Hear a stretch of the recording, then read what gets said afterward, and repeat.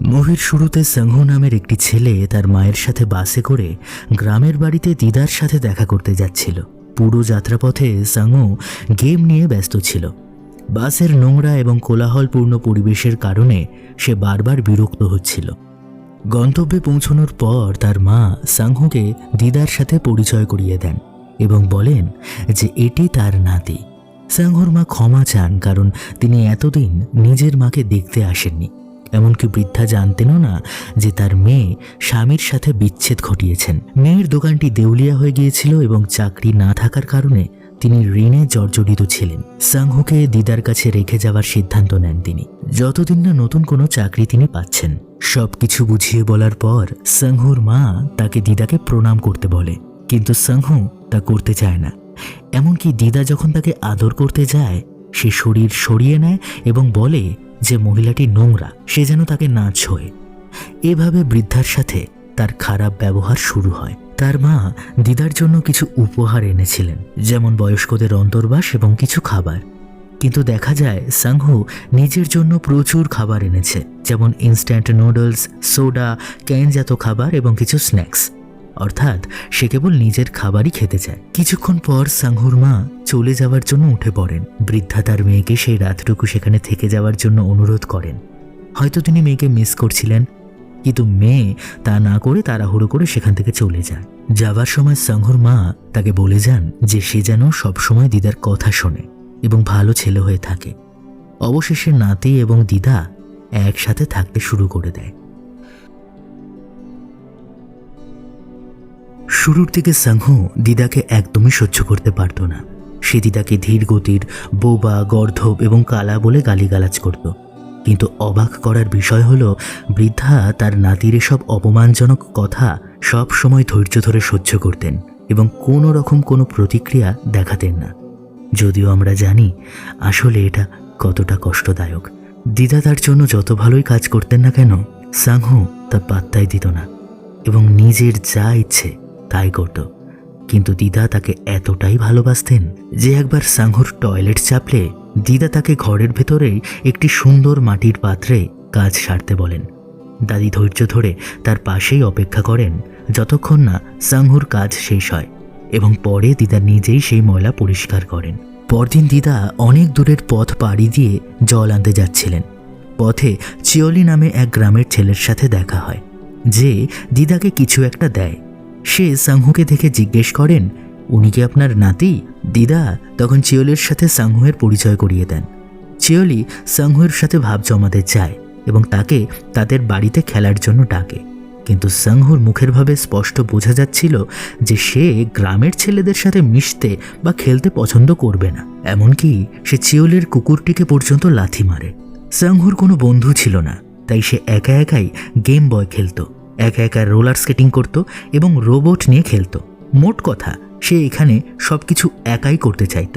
পরের দিকে আমরা দেখতে পাই ধীরে ধীরে সাংহুর অহংকারী মন গলতে শুরু করে। সে গেম বয় খেলার সময়ও দিদার কথায় সাড়া দিতে শুরু করে। যখন দিদা তাকে শুইয়ে সুতো পরিয়ে দেওয়ার জন্য সাহায্য চান, সে বিরক্তি নিয়ে হলেও সেটা করে দেয়। এরপর সে আবারও গেমস খেলতে থাকে। কিছুক্ষণ পর দিদা আবার সুতো পরিয়ে দিতে বললে সাংহু এবার রেগে যায় এবং গেম খেলার ব্যাঘাত ঘটায় অভিযোগ করে। তবুও এখানে সে দিদাকে সাহায্য করে, কিন্তু দুর্ভাগ্যবশত কিছুক্ষণ পরেই তার গেমের ব্যাটারি শেষ হয়ে যায় এবং সেটি বন্ধ হয়ে যায়। পরদিন সকালে দিদা যখন রান্না করছিলেন, সাংহু হঠাৎ ব্যাটারি কেনার জন্য টাকা চায়, কিন্তু দিদা তাকে ইশারায় বুঝিয়ে দেন তার কাছে কোনো টাকা নেই। এরপর দিদা যখন নদীর পাড়ে কাপড় ও বাসন মাজছিলেন, সাংহু সেখানে গিয়ে টাকার জন্য জেদ করে এবং বলে যে সে তার মাকে বলে দিদার টাকা শোধ করে দেবে। দিদা কিন্তু টাকা দিতে চাইছিলেন না তা নয়, আসলে তার কাছে সত্যিই টাকা ছিল না। এতে ক্ষিপ্ত হয়ে সাংহু দাদিকে গালিগালাজ দেয় এবং ধাক্কা মারে, যার ফলে দিদা পড়ে যাওয়ার উপক্রম হন। তবুও তিনি নীরবে কাপড় ধুতে থাকেন। সাংহু বাড়ি ফিরে দিদার আলমারি তছনছ করে টাকা খোঁজে, কিন্তু সে কিছুই পায় না। দিদা যখন ধোয়া কাপড় নিয়ে বাড়ি ফেরেন, সাংহু রেগে ঘর থেকে বেরিয়ে আসে এবং দিদার একটি শৌখিন জিনিস লাথি মেরে ফেলে ভেঙে দেয়। তবুও দিদা একটুকুও রাগ করেন না। এমনকি বৃদ্ধার একমাত্র জুতো সে ফেলে দেয়। ফলে বৃদ্ধাকে খালি পায়েই পাহাড়ে জল আনতে যেতে হয়। বাড়িতে ফিরে এলে বৃদ্ধার রক্তাক্ত পায়ের সাথে সাংহুর একটি স্টিকার আটকে যায়। তখন সে দিদাকে আবারও বাজে কথা বলে। সাংহুর কাছে দিদার কষ্টের থেকে স্টিকারগুলো বেশি দামি ছিল।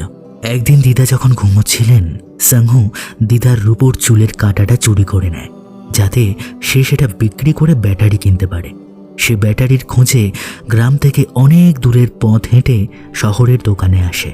অনেকগুলো দোকান ঘোরার পর সে এমন একটি দোকান পায় যেখানে ব্যাটারি আছে।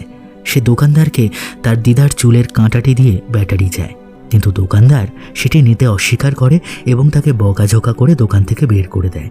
সাংহু তখন সেখান থেকে ফেরার পথে পথ ভুল করে ফেলে এবং একজন বৃদ্ধ লোকের সাহায্যে বাড়ি ফিরে আসে। বাড়ি ফিরে সে চুপচাপ বসে থাকে। দেখে মনে হচ্ছিল সে যেন অপরাধ বোধে ভুগছে, কারণ তার চুরির কারণে দিদা চুলের কাঁটার বদলে একটি চামচ দিয়ে চুল বাঁধছেন। কিন্তু এবারও দাদি তার ওপর একটুকুও রাগ করলেন না। দিদা তার স্বাভাবিক কাজ, যেমন কাপড় ধোয়া, রোদে দেওয়া, রান্না করা, সবই স্বাভাবিকভাবে চালিয়ে যাচ্ছিলেন। একদিন দিদার কাপড় রোদে দেওয়ার পর সাংহু যখন ঘুমাচ্ছিল, হঠাৎ বৃষ্টি শুরু হয়। সাংহুর ঘুম ভেঙে যায় এবং সে বাইরে তাকিয়ে দেখে যে অঝোরে বাইরে বৃষ্টি পড়ছে। সে দৌড়ে গিয়ে কাপড়গুলো তুলতে শুরু করে। প্রথমে সে কেবল নিজের কাপড়গুলোই তুলছিল, কিন্তু হঠাৎ কি ভেবে সে দিদার কাপড়গুলোও তুলে আনে। কিছুক্ষণ পর বৃষ্টি থেমে গেলে সে আবার কাপড়গুলো রোদে দিতে যায়, কিন্তু দিদা যেভাবে সাজিয়ে দিয়েছিলেন সেভাবে সে পারে না, এলোমেলো হয়ে যায়। পরে অবশ্য সে ঠিক করে দেয়, আসলে সে মনের অজান্তে নিজের দিদাকে সাহায্য করতে চাইছিল, কিন্তু দিদা যাতে বুঝতে না পারেন তাই লুকিয়ে লুকিয়েই করছিল। অবশ্য তার ভেতর একটা ইগো বা জেদ কাজ করছিল। কিছু খন্দিত হয়ে বলে সে pizza, burger, Kentucky fried chicken খাবে, কিন্তু দাদি কেবল চিকেন শব্দটি বুঝতে পারেন। সাংহু খুবই খুশি হয়। সে ভাবে দিদা তাকে ফ্রাইড চিকেন খাওয়াবে। দিদা কষ্ট করে বাজারে গিয়ে নিজের কষ্টের ফলানো কিছু সবজি বিক্রি করে একটি মুরগি কিনে আনেন। প্রবল বৃষ্টির মধ্যে দিয়ে ভিজে ভিজে দিদা বাড়ি ফেরেন। এরপর খুব যত্ন করে মুরগিটি রান্না করেন, কিন্তু মুরগিটি রান্না করার পর সাংহু দেখে সেটি ফ্রাইড নয়, বরং সেদ্ধ করা হয়েছে। সে ভীষণ হতাশ হয় এবং রাগে দিদার রান্নাকে ঘৃণ্য বলে চিৎকার করে। সে কান্নাকাটি করে, খাবার ছুঁড়ে পর্যন্ত ফেলে দেয়। সাংহুর মাথায় এটা আসলো না যে তার দিদা কত কষ্ট করে মুরগি কিনে কি পরম মমতায় তার জন্য রান্না করেছে। দিদা ধৈর্য ধরে সেই ছড়িয়ে ছিটিয়ে থাকা খাবার পরিষ্কার করেন, কিন্তু শেষমেশ মাঝরাতে খিদের জ্বালায় সাংহু ঘুম থেকে উঠে সেই সেদ্ধ মুরগি বড় আরাম করে খেয়ে নেয়। পরদিন সকালে দিদা অসুস্থ হয়ে পড়েন, কারণ আগের দিন তিনি বৃষ্টিতে ভিজেছিলেন। সাংহু তার অসুস্থ দিদাকে সাথে সাথে ছোট তোয়ালে গরম জলে ভিজিয়ে কপালে জলপট্টি দেয় এবং একটা কম্বল দিয়ে ঢেকে দেয়। এরপর সে আগের দিনের বেঁচে যাওয়া সেদ্ধ মুরগি দিয়ে দিদার জন্য সকালের খাবার তৈরি করে। সাংহু এরপর বাড়ির কাছের একটা মাঠে যায় এবং দেখে একটি মেয়ে যার নাম হেউন, সেই ছেলেটি যার নাম চিওলি, তার সাথে খেলছে। সাংহু মেয়েটির পাশে গিয়ে দাঁড়ায় এবং ভুলবশত মেয়েটির খেলনা পাড়িয়ে দেয়। মেয়েটির ফলে রেগে যায় এবং তাকে বকাঝকা দেয়। সাংহু মন খারাপ করে বাড়িতে ফিরে আসে। দিদার অকৃত্রিম ভালোবাসা ধীরে ধীরে সাংহুর মন পরিবর্তন করে দেয়। একদিন সে দিদার সাথে বাজারে যেতে রাজি হয়। সেখানে সে দেখে দিদা কতটা কষ্ট করে রাস্তার ধারে বসে তরমুজ বিক্রি করছেন। বিক্রির সেই সামান্য টাকা দিয়ে দিদা সাংহুর জন্য নতুন জুতোর আবদার মেটান এবং তাকে একটি রেস্তোরাঁয় নিয়ে গিয়ে পেট ভরে নুডলস খাওয়ান, অথচ নিজে কিছুই খান না, শুধুমাত্র জল পান করেন এবং দু চোখ ভরে নাতির খাওয়া দেখতে থাকেন। এরপর তারা বাসে করে ফেরার জন্যে টার্মিনালে যায়, কিন্তু অদ্ভুতভাবে দিদা বাসে উঠেও আবার নেমে পড়েন, যেন তিনি সঠিক বাসটি খুঁজছেন। শেষ বাসটি ছাড়ার সময় চালক বলেন, দিদা এটাই সঠিক বাস।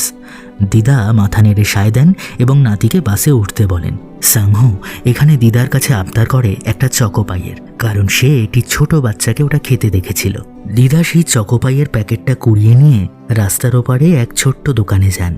দোকানের মালিকও একজন বৃদ্ধা মহিলা, যার হাঁটুতে সমস্যা। আমরা বুঝতে পারি তিনি দিদার বান্ধবী।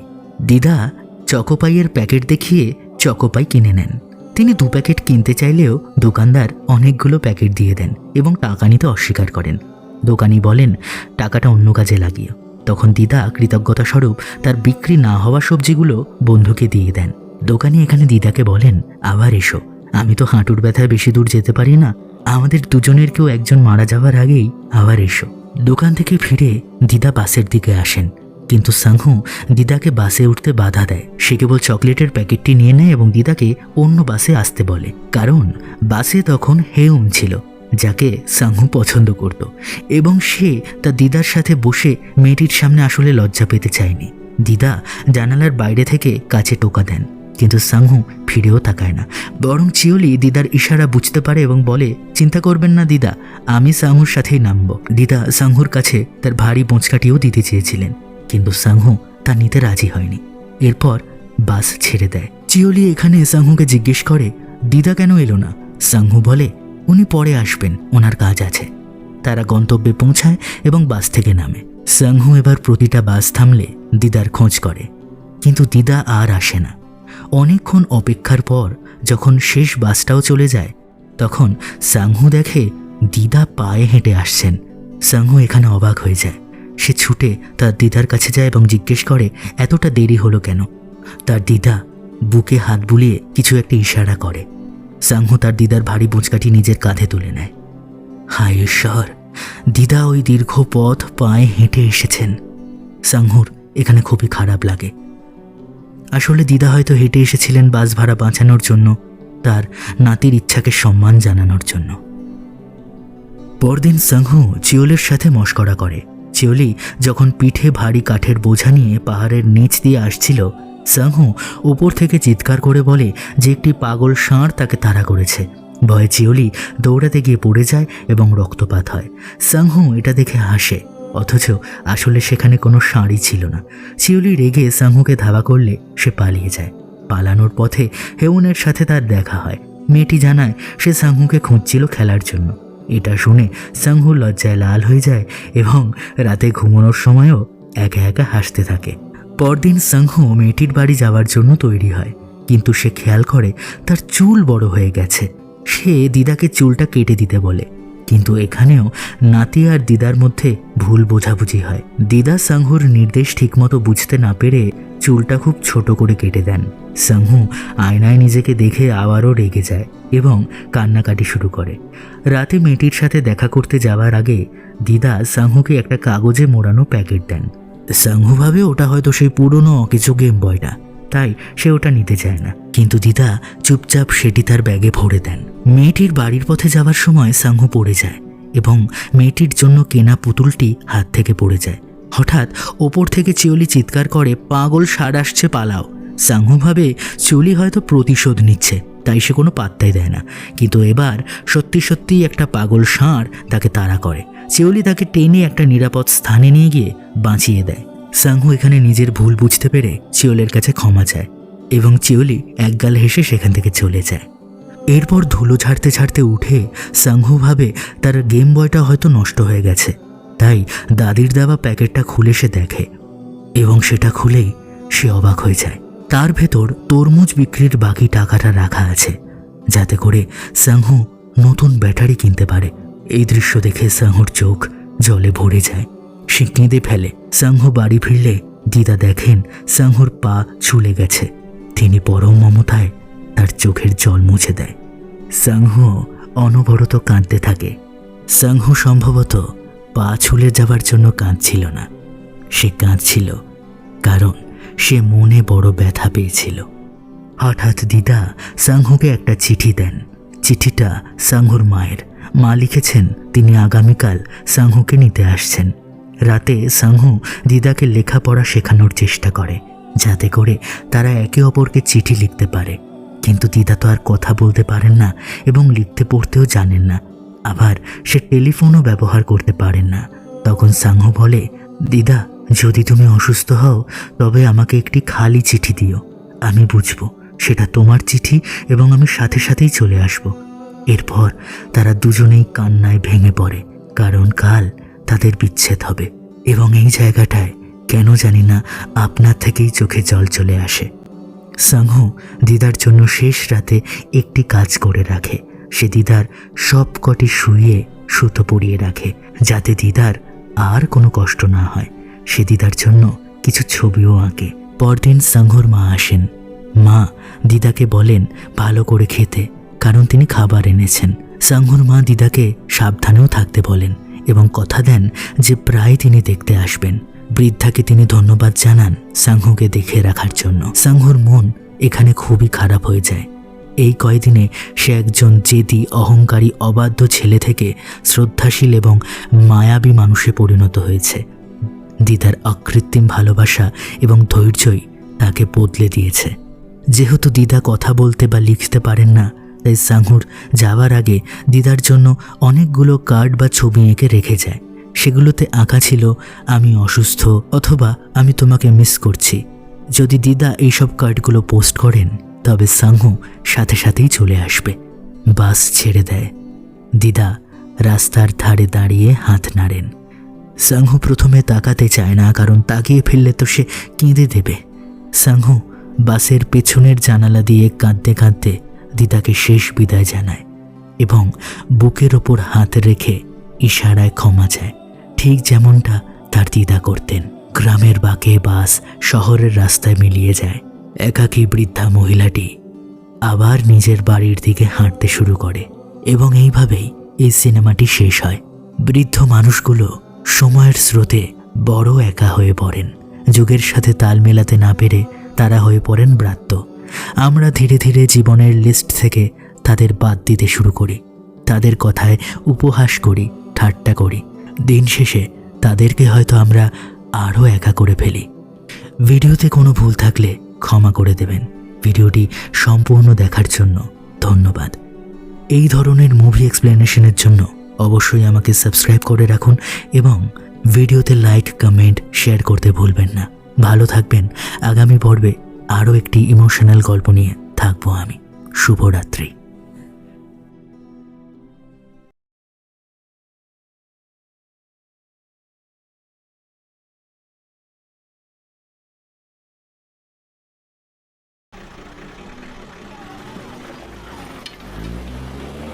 আপনাকে যদি আমি বলি, এই মুভির মূল অভিনেত্রী আসলে কোনো অভিনয় করেননি। খুব সাধারণ হয়েও মানুষের ইমোশন নিয়ে খেলা মুভি খুবই কম আছে। সেরকমই একটা মুভি হলো এই কোরিয়ান মুভিটি। মুভিটির প্রতিটি সিনে আপনি আপনার ছোটবেলা খুঁজে পাবেন। ফুটে উঠবে ঠাম্মা দিদিমার মায়াময় মুখগুলো। এই মুভির মূল অভিনেত্রী কিম ইউলবুন গ্রামেরই এক সাধারণ দাদিমা। তিনি আগে কখনোই অভিনয় করেন এবং লি জাং ইয়াং পরিচালিত খুবই কম বাজেটের এই মুভিটি কোরিয়ার ব্লকবাস্টার হিট।